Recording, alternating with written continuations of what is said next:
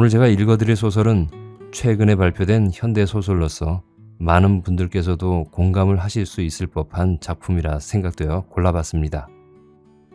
오늘 읽어드리는 작품 파도는 대기업에 다니고 있는 주인공이 그의 상사인 본부장 장모의 장례식장에서 윗사람에게 잘 보이려고 직원들 간에 줄서기를 하는 듯한 묘한 분위기를 느끼게 되는 장면부터 시작되는 단편소설입니다.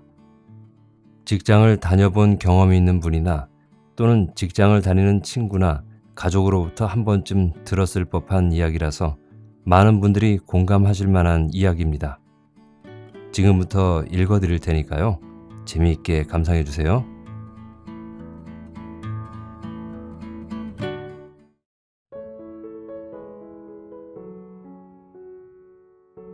파도 이유중 본부장실 쪽을 자주 바라보았다. 때마침 본부장 장모가 노안으로 돌아가셨다. 첫날부터 식장으로 뛰어갔다. 어떻게 알고 왔는지 식장에는 우리 본부뿐만 아니라 다른 본부 직원들도 많이 보였다. 그들은 조문객을 도왔고 신발을 정리했다. 부의금 접수대에는 이미 2명이 앉아있고 2명은 자리가 비면 앉으려 대기하고 있었다. 마땅하게 할 일을 찾지 못한 직원들은 안절부절 못했다. 그들은 본부장이 볼 때는 바쁜 척하면서 이미 비워놓은 휴지통을 다시 비우기도 한다. 나도 집에 가지 않고 장례의 전 과정을 성의 있게 도왔다. 사실 이 일은 강 팀장의 할 일이었다. 본부장은 간부들을 점심시간에 회사 근처 일식집으로 불러냈다. 식당에는 본부장 부인도 와 있었다. 강 팀장은 본부장과 같이 들어왔다. 강 팀장은 부인과는 구면인지 아는 체하며 문상을 못 가서 죄송하다고 허리를 숙였다. 방 안 가운데에 본부장과 부인이 앉고 맞은편에 나와 강 팀장이 앉았다. 강 팀장은 2분 앞에 냅킨을 접어놓고 수저와 숟가락을 가지런하게 올려놓았다. 본부장은 장례를 도와줘서 고맙다는 인사를 했다. 간부들은 많은 조문객이 와 본부장의 명성을 증명했다고 하였다. 또한 장모께서도 좋은 곳으로 가셨을 거라고 말했다. 부인이 한마디 했다. 간부님들 모두 감사해요. 그리고 이 팀장님, 며칠 밤을 새우느라 고생 많았지요? 우리 어머님이 무척 고마워하실 거예요. 빚을 갚아야 되는데. 부인은 내 접시에 회 2점을 올려주었다. 아닙니다. 본부장님 일이 저희 일인데요. 부인은 본부장에게 당부했다. 여보, 이 팀장 꼭 챙겨줘요. 윗사람 일을 자기 일처럼 하는 사람은 회사 일도 잘할 것 같아요. 물론 당신이 잘 알아서 하겠지만 성격도 좋고. 본부장이 대꾸했다. 그럼 내가 아끼는 인재야. 평소 본부장의 대소사를 챙겨온 강 팀장은 부러워하는 눈치였다. 나는 때가 때인지라 본부장이 나가는 참 좋은 산악회에 전화를 걸었다. 산악회 총무가 전화를 받았다. 이번 주부터 산악회에 가입하고 등산에 참가한다고 했더니 내 속을 훤히 들여다보고 있었다. 팀장님, 진작부터 나오셨어야지요? 라고 말하며 요즘 산악회가 북적거린다고도 하였다. 주말 등산은 서울 근교에 있는 산으로 정해져 있었다. 산 입구에서 회원 20여 명과 만났다. 조금 있자 본부장이 강 팀장과 같이 걸어오고 있었다. 강 팀장이 본부장을 호위하다시피 하고 나타나자 나도 모르게 몸이 움츠려들었다. 회원들의 눈이 강 팀장과 나에게 쏠렸다. 강 팀장과 나, 본부장 3사람은 선두에 서서 산을 올랐다. 점심은 정상인 연주대에서 간단히 김밥을 먹고 올라왔던 과천 쪽으로 하산을 시작했다. 산 중턱을 내려오자 오전에 쾌청했던 하늘이 갑자기 먹구름이 끼더니 바람까지 불기 시작했다. 기상예보에는 밤늦게 남부지방부터 소나기가 몰려올 것이라고 하였는데 벌써 비를 뿌리고 있었다. 우리는 나무 아래에서 비를 피했다. 나와 강 팀장이 배낭에서 우산과 우비를 꺼냈다. 강 팀장은 기다렸다는 듯 재빨리 우산을 펴 본부장에게 씌워주었다. 내가 본부장에게 우비를 건네서 주려 하자 강 팀장이 자신의 우비를 본부장에게 건네주었다. 나는 잠시 무안해져 우비를 입고 우산을 펴 강 팀장 머리 위를 씌웠다. 올해 초 본부장은 전에 같이 근무했던 강 팀장을 데리고 왔다. 그 후 강 팀장을 수석 팀장에 기용했다. 강 팀장은 연배나 경력에서 나와 경쟁 관계였다. 그는 호인으로 소문나고 부지런했다. 그는 본부장이 좋아할 수 있는 요소는 모두 갖추었다. 그는 주변에 본인의 야망을 드러내는 언행은 하지 않았다. 나는 무겁게 생긴 강 팀장의 입을 쳐다보고 저 친구가 무슨 꿍꿍이가 있을까 궁금해했다. 강 팀장을 슬쩍 떠보기도 했다. 강 팀장, 올해 승진해야지. 강 팀장은 빙그레 웃으며 얼버무렸다. 이제 전입해온 사람이 승진은 뭐 팀원들 승진이나 신경 써야지 했다. 나는 본부장이 강 팀장을 데리고 오고부터 본부 내 그의 평가에 귀를 기울였다. 직원들 사이에서 그에 대한 호의적인 이야기가 들리면 나는 경쟁에서 처지는 느낌을 받았다. 어느 날 우리 팀 회식이 있었는데 술에 취한 팀원이 나에게 한마디 했다. 팀장님, 강 팀장 만만히 보았다가는 당하고 맙니다. 나는 그게 무슨 이야기냐고 했다. 그는 강 팀장이 자신의 집과 멀리 떨어져 있는 본부장이 다니는 교회에 다니는 것을 보았다고 하였다. 나는 강 팀장이 본부장이 다니는 교회에 나가는지 직접 눈으로 확인하고 싶었다. 본부장이 나가는 교회와 예배 시간을 확인한 후 일요일 강남에 위치한 희망찬 교회를 찾아갔다. 교회를 찾는 것은 생각보다 쉽지 않았다. 늦은 장맛비가 양동이로 퍼붓듯 내렸다. 미처 하수구로 빠져나가지 못한 물은 역류하면서 소용돌이 쳤다. 내가 시간에 쫓겨 급하게 차를 몰고 가자 차량 바퀴에서 튀는 물이 길을 가는 사람들 옷에 튀었다. 사람들은 나에게 손가락질하였다. 중세의 성들이 모여있는 듯한 단독주택지를 몇 번 돌아 겨우 교회를 찾았다. 교회에 도착해서야 비가 그쳤다. 허겁지겁 지하 주차장에 차를 세우고 엘리베이터를 타고 1층으로 올라갔다. 엘리베이터에서 20여 미터 떨어진 교회 대강당 입구에는 예배가 끝났는지 교인들이 보이지 않았다. 강당으로 통하는 대형문은 굳게 닫혀 있었다. 문 앞에 서서 문을 열까 생각해 보았지만 용기가 나지 않았다. 강당 안에 내 얼굴을 아는 사람이라도 있을까 두려웠다. 대강당 문 입구에는 1층에서 좌우 지하층 강당을 연결하는 조금 경사진 복도가 있었다. 복도 형광등은 모두 켜져 있었다. 나는 혹시라도 강 팀장과 마주칠까봐 우측 복도를 따라 살금살금 내려갔다. 복도의 폭은 상당히 넓었다. 복도 벽에 커다란 성화가 걸려 있었고 그 중에서 내 눈을 사로잡는 그림이 2점 있었다. 첫 번째는 레오나르도 다빈치의 최후의 만찬이었다. 테이블 가운데 예수가 앉고 12제자가 3명씩 그룹을 지어 예수를 바라보며 만찬을 하는 모습이었다. 그림 왼쪽 2번째 그룹에 유다가 있었다. 그는 예수가 미리 예언한 것처럼 만찬 후 예수를 배반할 제자였다. 그는 주머니에 중요한 게 들어있는 듯 주머니를 꼭 쥔 모습으로 예수의 이야기에 귀를 기울이고 있었다. 나는 그를 보면서 내가 본부장을 배신할 운명이라도 될 듯 가슴이 떨려 눈을 얼른 다른 그림으로 돌렸다.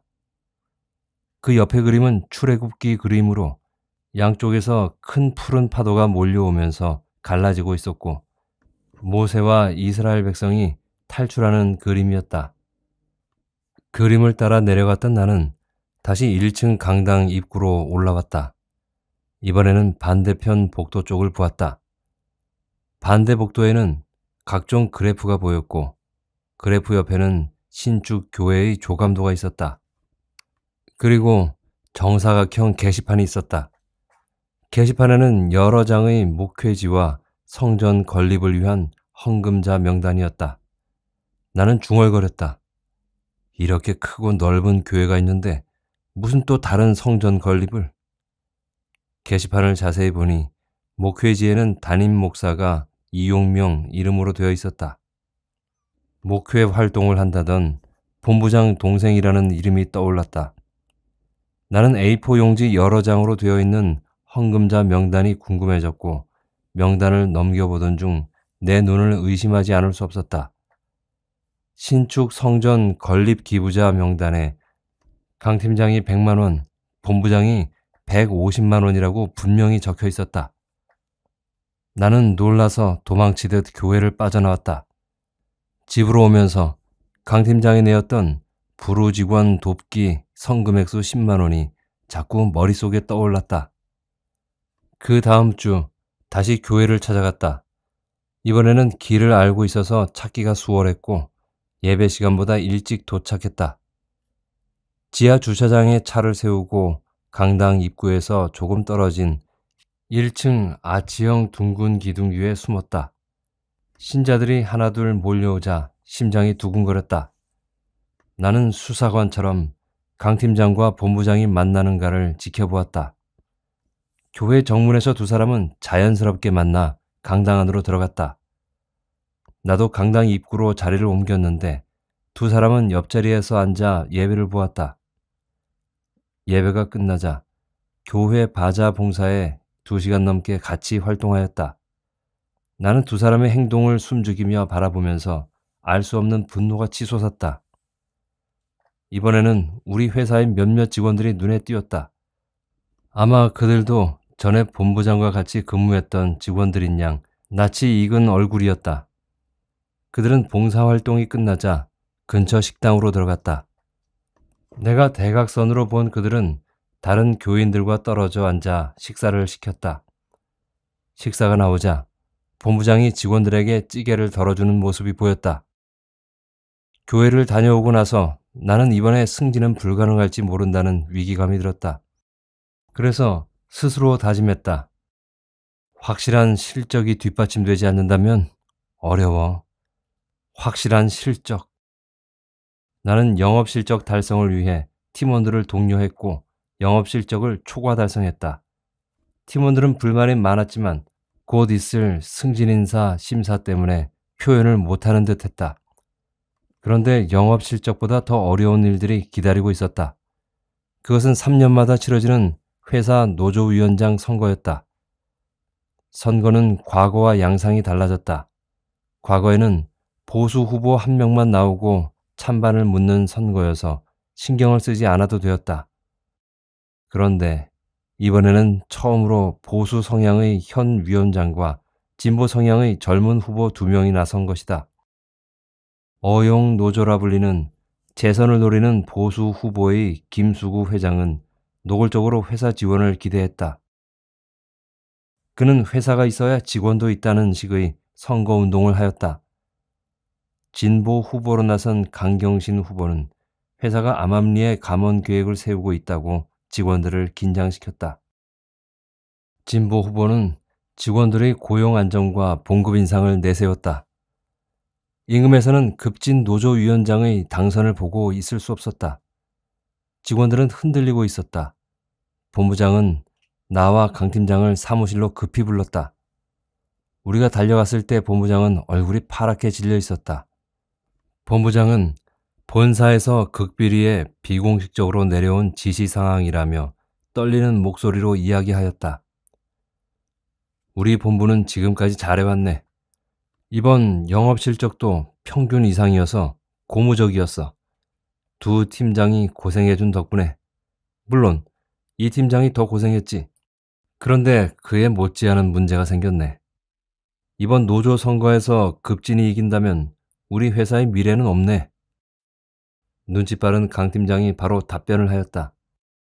본부장님, 당연한 말씀이십니다. 나도 본부장 의견에 동의하였다.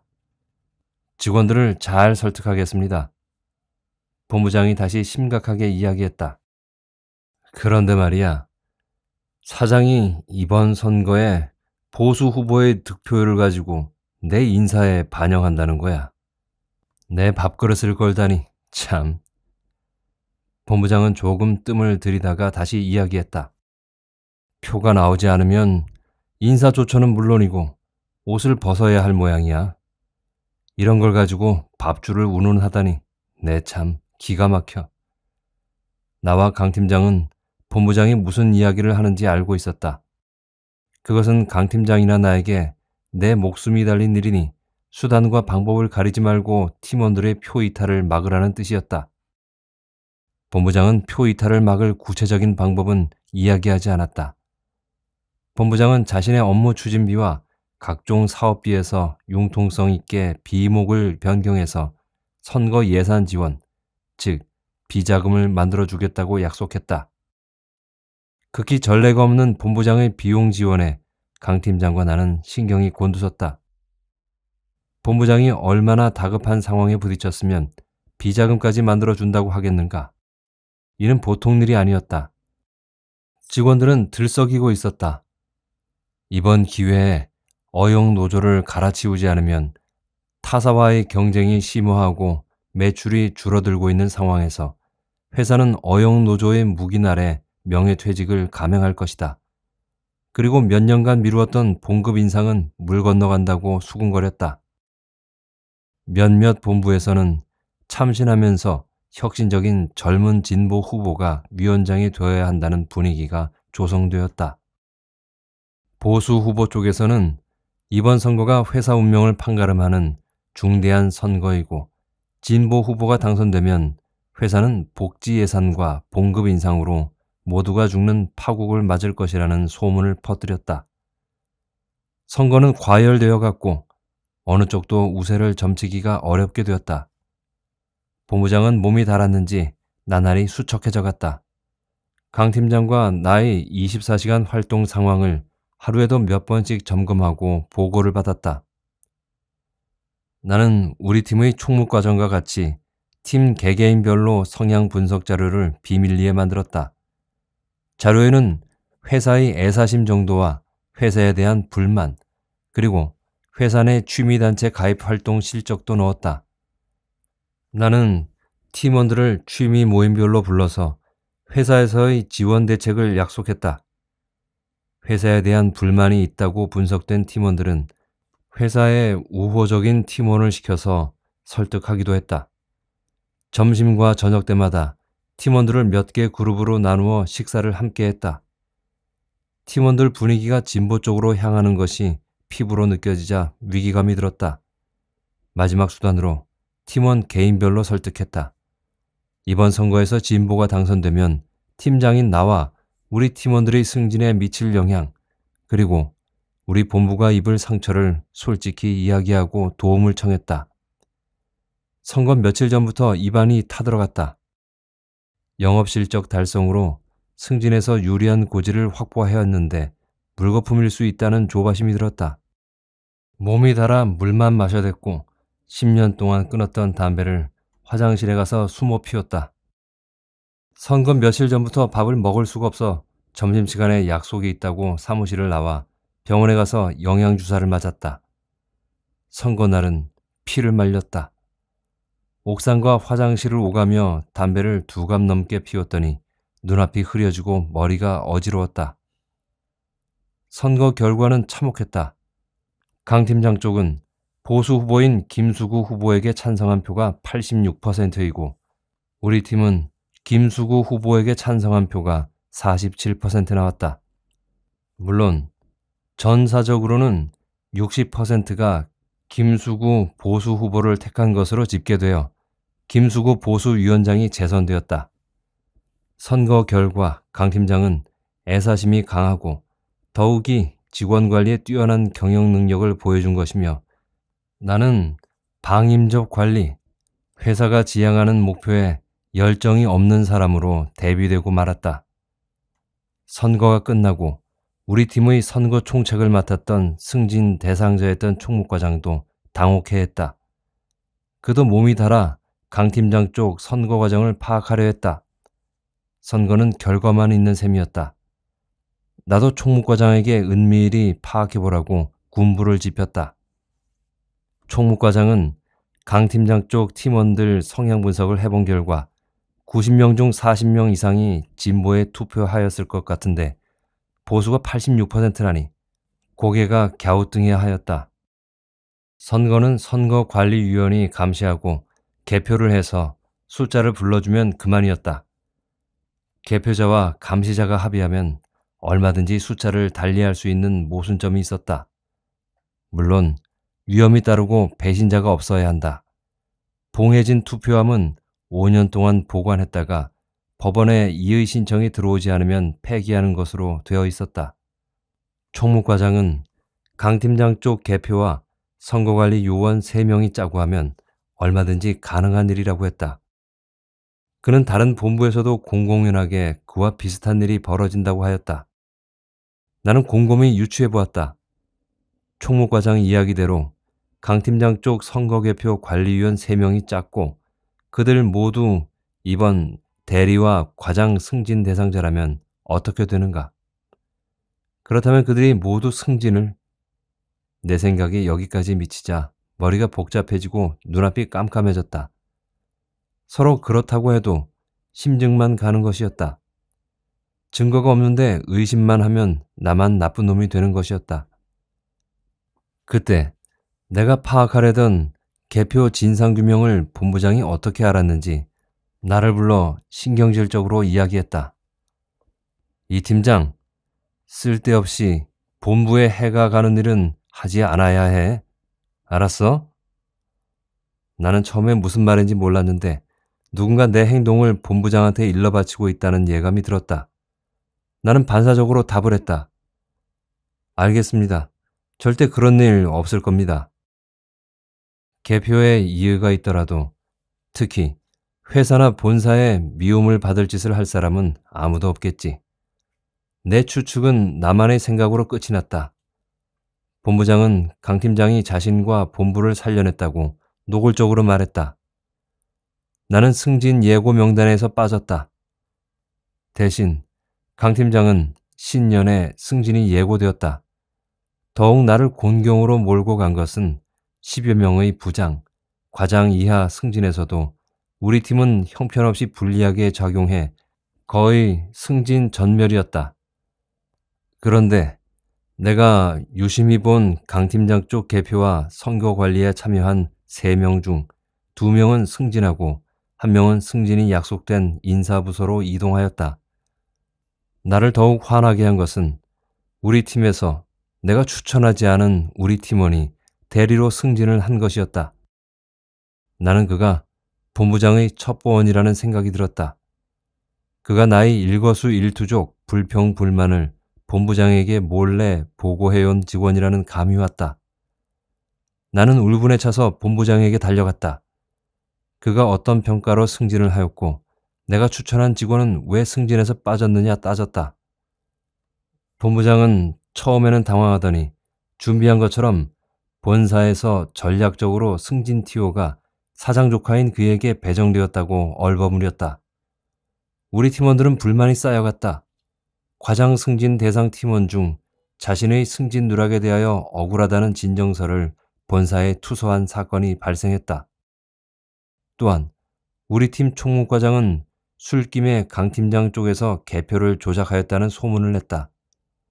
본사 감사실에서는 우리 팀이 많은 문제를 안고 있는 것처럼 감사를 진행했다.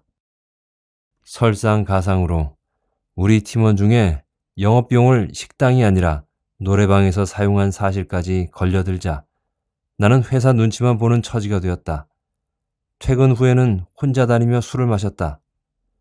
그런 가운데 경쟁 회사의 마케팅이 치열해져 회사 매출이 급격히 떨어지자 구조조정 논의가 급부상했다. 본부장은 구조조정자 예비 명단을 나와 강 팀장에게 요구했다. 양 팀에서 15명씩 우선순위를 정해서 내라고 했다. 나는 고심하였으나 방법이 없었다. 나는 회사에서 정한 기준인 입사가 오래된 순서와 인사 고가가 낮은 순서, 그리고 부수적으로 부부가 직장을 가지고 있는 직원 등의 가중치를 두어 우선순위를 매겼다. 1번부터 15번까지. 그런데 11번에 류미래의 직원이 들어있었다. 그 순간 나는 류미래 직원의 4살짜리 아들의 영정사진이 눈에 밟혔다. 그 부부는 맞벌이 하고 있었다. 부부가 서울에서 직장을 다니고 초등학교에 다니는 큰아들과 함께 살았다. 어린 둘째는 시골 친정어머니에게 맡겨놨던 것이었다. 그런데 올해 봄 둘째 아이가 자전거를 타고 놀다가 차에 받쳐 의식불명 상태로 고통을 받다가 세상을 떠났다. 상가에서 사고 당시의 그녀 아들의 끔찍한 시신에 대한 말이 두런두런 들렸다. 달려오는 차에 맞부딪힌 아이의 자전거는 공중으로 날아 내동댕이 쳐졌고 뒤따라오던 차가 어린아이를 덮쳤다는 것이다. 아이 형태가 도저히 참혹하여 볼 수 없을 정도였다는데 병원으로 달려갔던 그녀는 그 자리에서 기절했다고 하였다. 그녀의 울음소리는 4살짜리 아들을 하늘로 보내야만 하는 어머니의 통곡이었다. 그녀가 슬픔에 젖어 흘리는 눈물을 보니 내 어린 시절 몸이 허약하여 삶과 죽음의 길을 오르내리던 나를 보며 눈물을 흘리시던 나의 어머니를 보는 듯했다. 그녀가 이번에 명예퇴직을 당한다면 올해 그녀는 3번 죽는 것이나 마찬가지라는 생각이 들었다. 명단을 작성한 날 나는 쫓기는 꿈에 시달렸다. 그녀의 아들이 자전거 페달을 밟으며 언덕을 올라가는데 힘에 부쳐서 자신의 자전거를 밀어주고 있는 그녀를 뒤돌아보자 자전거가 중심을 잃고 쓰러지는 꿈이었다. 나는 식은땀을 흘리며 잠에서 깨어났다. 밤새 잠을 설치고 출근한 나는 본부장에게 횡설수설하며 제안을 했다. 우리 팀은 지난번 승진에서도 대거 탈락했으므로 이번 명예퇴직자 수는 강 팀장 쪽보다 적어야 한다는 것과 가족사로 고통을 받고 있는 직원은 본부 내에서 별도 예외를 두어야 한다고 제안하였다. 그는 묵묵히 듣고 있었다. 그는 지난번 승진건에 대한 사기를 참작해서 이번에는 강 팀장 쪽에 명예퇴직 인원을 더 배당할 것을 검토하고 있다고 하였다. 그러나 가족의 불행을 어떤 기준으로 할 것이냐는 애매해서 곤란하지 않겠느냐고 내 의견에 반대하였다. 나는 교회건과 선거 그리고 승진건에 대하여 본부장에 대한 신뢰에 의심이 들었다. 더욱이 나를 감시한 본부장에 대한 감정이 폭발했다. 나는 본부장에게 불만 섞인 어조로 그러면 제가 나가면 어떻겠습니까? 하고 배수진을 쳤다. 본부장은 정색을 하면서 아니, 자네가 팀원까지 책임질 사안은 아니지. 이건 좀 내용이 다르지. 나는 우회적으로 불만을 털어놓았다. 본부장님, 지난번 선거건이나 승진건도 제 역량 부족이었습니다. 본부장은 나를 한참 쳐다보더니 자네가 나서지 않아도 15명은 아니더라도 자네 팀에서 12명까지는 줄여줄 생각은 하고 있어. 나도 상식적인 사람이니까. 또 강 팀장 쪽이 승진을 많이 했으니까. 그러나 말이야, 퇴직하고 승진하고는 성격이 다르지. 나는 아차했다. 내가 나가겠다는 말은 너무 경솔했다는 생각이 들었다. 본부장이 다시 이야기했다. 자네 뜻은 알겠네. 워낙 자네가 속이 깊은 건 알지. 그러나 자네도 나가면 대책이 없자는가. 조금 더 진중하게 생각해 보자고. 나는 본부장에게 이야기할 때 무언가에 홀린 듯 하였다. 본부장은 내 이야기에 미련이 남은 듯 서로 안 나가겠다고 험담들인데 간부 누군가는 총대를 매긴 해야 하지만 자네는 아니야. 알겠어? 그리고 류미래 직원은 다시 순위를 조정하던가. 나는 힘없이 돌아섰다. 그러나 내가 내뱉은 말을 주워 담을 수 없었다. 본부장의 지시로 명예퇴직 우선순위를 재조정하고 있을 때 충격적인 소식이 날아들었다. 명예퇴직 순위 11위의 류미래 직원이 자살을 기도하였다는 것이었다. 나는 바로 응급실로 달려갔다. 그녀의 남편은 눈이 뻘겋게 되고 얼굴은 하얗게 질려 있었다. 나는 어떻게 된 일이냐고 다그쳤다. 그는 자신의 아내가 봄에 아들이 교통사고로 죽고 난 후 후유증으로 우울증에 시달렸는데 봄부터 밤이면 죽은 아들을 부르며 제정신이 아니었다고 하였다. 그럼에도 회사 영업 실적을 올렸는데 명예퇴직자 명단에 들어있자 세상을 원망하다 수면제를 과다 복용을 했다는 것이다. 그해 12월 말 내가 몸담았던 강남 본부의 명예퇴직 송별식이 열리는 날이었다. 강남 본부 앞에 위치한 대형 식당은 긴장감이 흐르고 있었다. 나가야 하는 직원과 남는 직원이 마지막 함께하는 자리였다. 명예퇴직 예정자 30명 중에서 나가는 직원 10명과 남아있을 직원 중에서 휴가와 출장을 빼고 70여 명이 참석하였다. 반강제로 회사를 떠나야 한다고 느낀 명예퇴직 예정자 20명은 끝내 나타나지 않았다. 식을 주관하는 본부장과 간부들은 불만을 품고 나타나지 않은 명예퇴직 예정자들이 식장을 뒤집어 엎으려 한다는 소문에 전전긍긍하고 있었다. 주최 측인 본부장과 간부들은 일촉즉발의 긴박한 위기의 순간을 타파하려고 그들끼리 명예퇴직자 정보를 문자로 주고받으면서 시시각각 변하는 식장 상황에 대처하는 듯이 보였다. 사회자인 강 팀장이 식장 분위기 장악에 나섰다. 그는 명예퇴직하는 직원들을 잔뜩 지켜세우는 말로 분위기를 살려나갔다. 이번 명예롭게 퇴직하시는 선배님들은 청춘을 바쳐 회사를 키워왔으며 특히 후배들을 위한 희생정신을 몸소 실천하셨습니다. 선배님들은 더 큰 꿈을 펼치기 위하여 넓은 바다로 나가십니다. 희망찬 바다가 선배님들 앞날에 떠나시는 선배님들을 위하여 큰 박수를. 나는 잠시 생각했다. 그래, 항상 푸른 바다는 야망의 꿈을 꾸게 하였지. 편안한 월급쟁이를 죽을 때까지 평생 해먹을 수도 없지 않은가. 피할 수 없는 운명의 잔이라면 마셔야 한다. 그 잔에 독이 들었건 보약이 들었건 간에 눈앞에 잠시 동안이었지만 하얀 파도가 출렁이며 끝간데 없이 펼쳐진 푸른 바다가 눈앞에 나타났다가 사라졌다. 바다를 건너는 일에서 파도가 있다면 물리쳐야 하고 헤쳐나가야 한다. 강 팀장이 명예퇴직자들에 대한 극진한 예우를 갖추고 애사심과 후배 사랑에 대하여 이야기하였으나 불만을 품은 명예퇴직자들 중심으로 소란스러워지며 이들에게 동조하는 노조 직원들이 웅성거리자 식장은 후끈 달아올랐다. 강 팀장은 송별인사 말을 온순한 명예퇴직자에게 시켜서 식장 분위기를 가라앉히려 하였다. 그러나 목소리가 크고 다혈질인 명예퇴직 예정자 한 명이 갑자기 일어났다. 그는 이번 회사의 명예퇴직자 결정은 대단히 강압적이며 살아남은 후배들을 위해서도 반드시 짚고 넘어가야 한다는 이야기를 하였다. 식장 분위기는 다시 격앙되고 긴장감이 폭발 직전이었다. 나는 비장한 마음으로 바로 일어섰다. 이왕에 물러서야 한다면 추한 모습을 보여서는 안 되겠다는 생각이 들었다. 저는 20여 년간 몸담은 회사에 대하여 끊임없는 애정을 가지고 있으며 이 마음은 결코 변하지 않을 것입니다.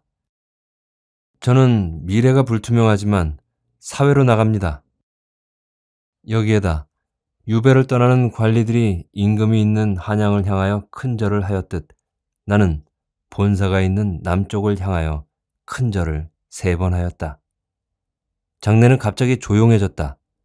고요하고 무거운 정적이 흐르고 곧이어 흐느끼는 울음소리가 들렸다. 맨 구석자리 한 여성 직원의 흑흑 하는 흐느낌이었다. 그 울음소리는 전염이 되듯 여기저기서 흐느끼고 울음소리가 들려오고 급기야 남자 직원들 몇 명도 흐느꼈다. 내 바로 앞에 앉은 본부장은 손수건을 꺼내 눈물을 훔치는 신용을 하였다. 그는 아래 위 입술을 꽉 다물었다. 식장은 울음바다로 변했다.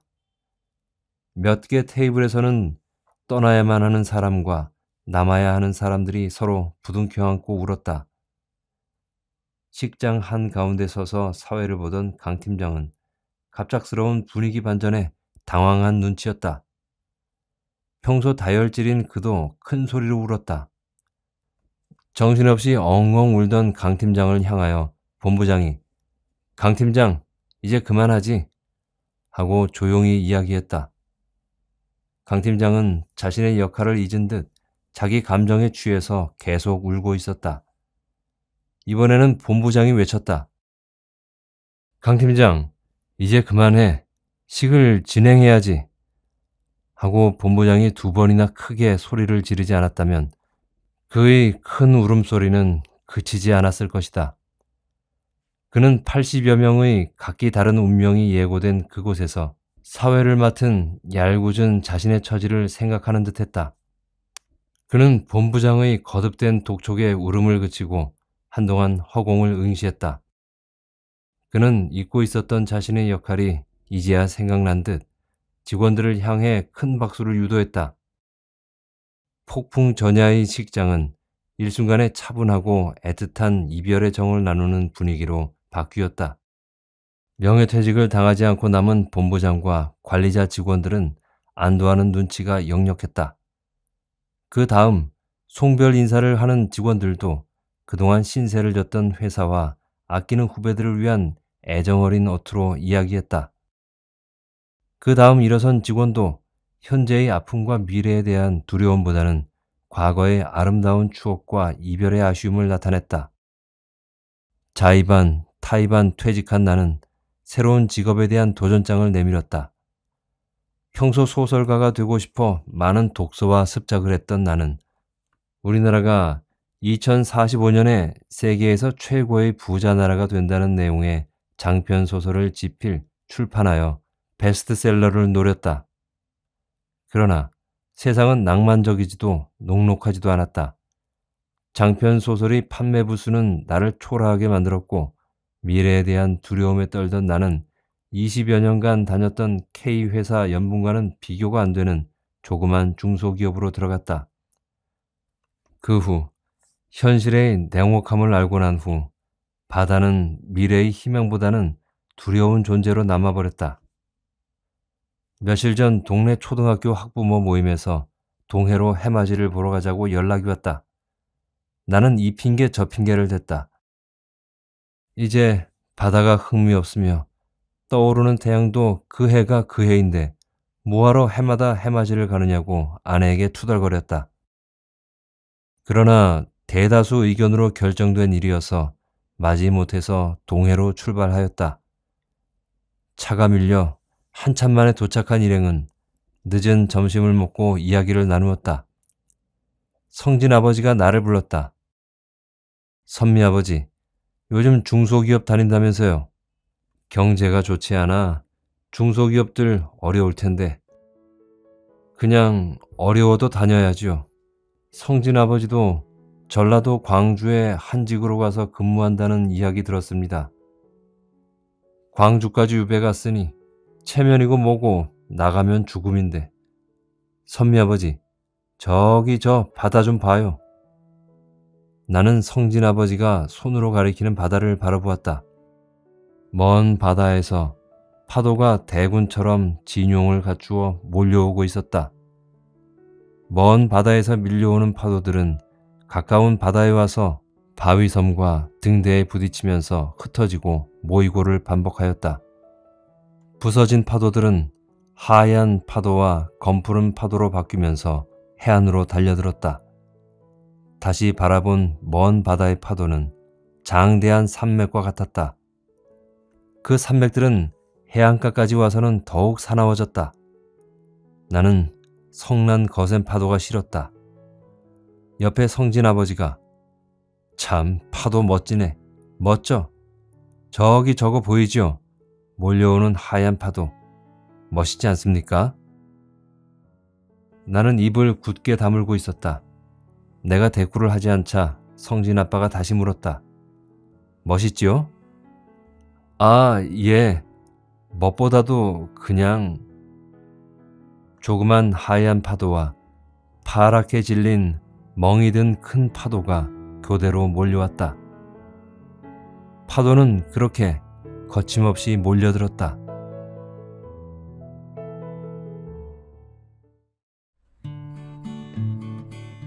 어떻게 들으셨나요? 이 팀장의 성격을 지켜보다 보니 직장 상사로서나 인간적으로 참 의리 있는 사람이라고 생각이 듭니다. 불합리하고 불공정한 회사의 일처리 방식에 대해 항의를 하다가 그만 자신도 명예퇴직을 당하게 되었네요. 퇴직을 하게 되리란 건 이 팀장 자신도 예상하지 못했던 일이었죠. 부하 직원들을 위해서 대변하다가 나온 의리 있는 사람이니 나와서 무엇을 하든 잘 될 것이라고 믿고 응원을 보내주고 싶습니다. 어느 조직에나 그 조직 내에선 서로 편을 먹고 서로를 경쟁자로 인식하는 그런 문화에 대해 이 작품은 실감나게 표현해 주어서 재미있게 감상할 수 있었습니다. 저는 이런 조직 내의 경쟁 관계가 부정적인 측면도 있겠지만 어느 정도는 회사를 계속해서 개혁해 나가게 하는 좋은 동력도 될 수 있을 것이라는 긍정적인 측면도 있다고 생각합니다. 모든 일엔 장단점이 있듯이 말이죠. 재미있으셨나요? 지금까지 이우중 작가의 파도를 감상하셨습니다. 저는 다음에 또 재미있는 작품으로 찾아오겠습니다. 다음에 뵐 때까지 건강하시고 행복하세요.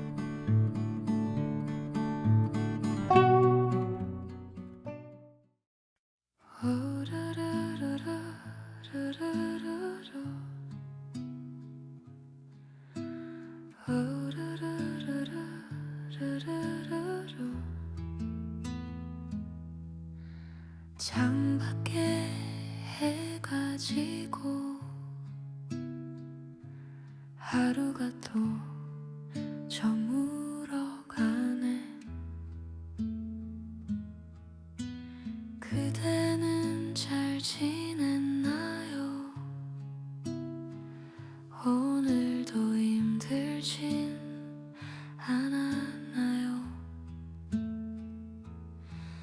말하지 않아도 알아요. 지친 마음 숨기는 그대를 괜찮다고 웃어 보이지만 나는 다 알 수 있어요.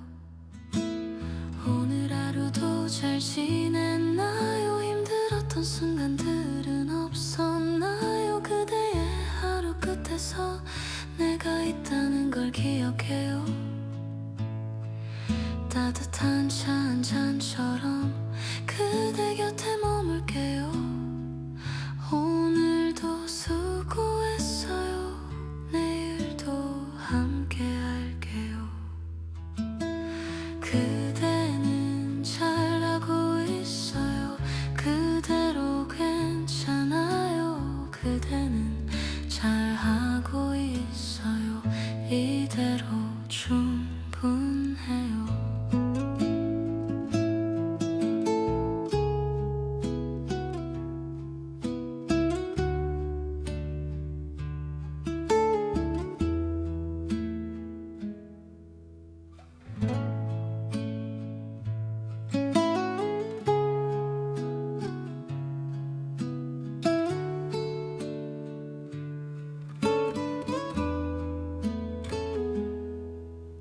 작은 일에도 웃었나요? 누군가에게 위로받았나요? 혼자였던 시간들도 그대는 잘 견뎌냈죠. 완벽하지 않아도 돼요. 그대로의 모습이 좋아요. 힘들 땐 기대도 돼요. 내가 여기 있잖아요. 오늘 하루도 잘 지냈나요? 힘들었던 순간들은 없었나요? 끝에서 내가 있다는 걸 기억해요. 따뜻한 차 한 잔처럼 그대 곁에 머물게요. 오늘도 수고했어요. 내일도 함께 할게요.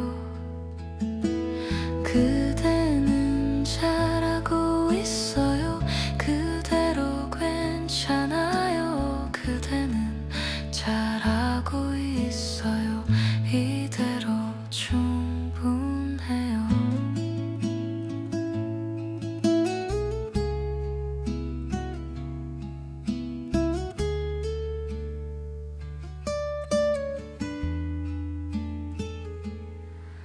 매일이 특별하진 않아도 그대가 숨쉬는 하루하루가 내겐 소중해요. 그대가 여기 있어 감사해요.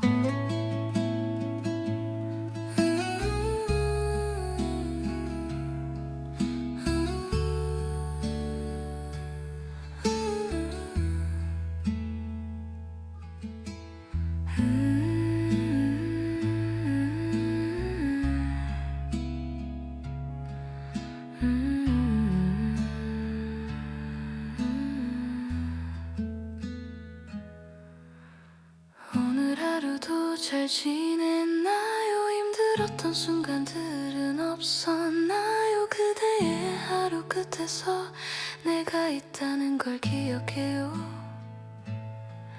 따뜻한 차 한 잔처럼 그대 곁에 머물게요. 오늘도 수고했어요. 내일도 함께 할게요. 그대는 잘하고 있어요. 그대로 괜찮아요. 그대는 잘하고 있어요. 이대로 충분해요.